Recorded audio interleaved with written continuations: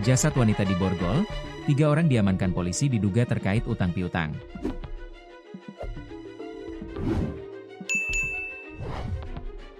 Polisi mengamankan 3 orang diduga terkait jasad wanita yang ditemukan dalam keadaan 2 tangan diborgol. Jasad wanita itu ditemukan di dalam semak-semak kawasan Cisauk, Tangerang Selatan, Banten. Wanita yang ditemukan jasadnya diborgol ini diduga kuat telah dibunuh.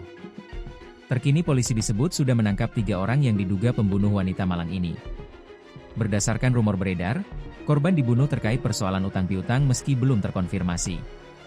Kasus tersebut kini ditangani oleh Polda Metro Jaya.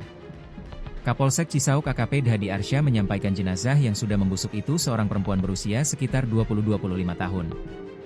Kondisi jasad saat ditemukan kedua tangannya terborgol ke belakang. AKP Dhadi juga memastikan jasad tersebut korban pembunuhan. Benar tangannya terborgol atas tindak pidana pembunuhan, diperkirakan sudah 1 minggu, tuturnya kepada wartawan, Jumat, 18 Juli 2025.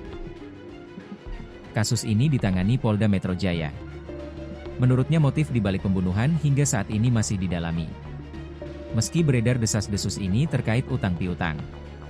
Total 3 terduga pelaku belum diketahui inisialnya telah diamankan. Petugas kepolisian masih menggali keterangan dari para terduga pelaku. AKP Dhadi menerangkan terdapat sejumlah luka pada tubuh mayat perempuan namun akan disampaikan pihak forensik. Kasus ini ditangani Polda Metro Jaya. Kasih Humas Polres Tangsel AKP Agil menuturkan tim dari Satreskrim Polres Tangsel dan Polsek Cisauk telah melakukan olah TKP. Tim gabungan masih bekerja melakukan serangkaian proses penyelidikan untuk mengungkap fakta di balik penemuan mayat tersebut.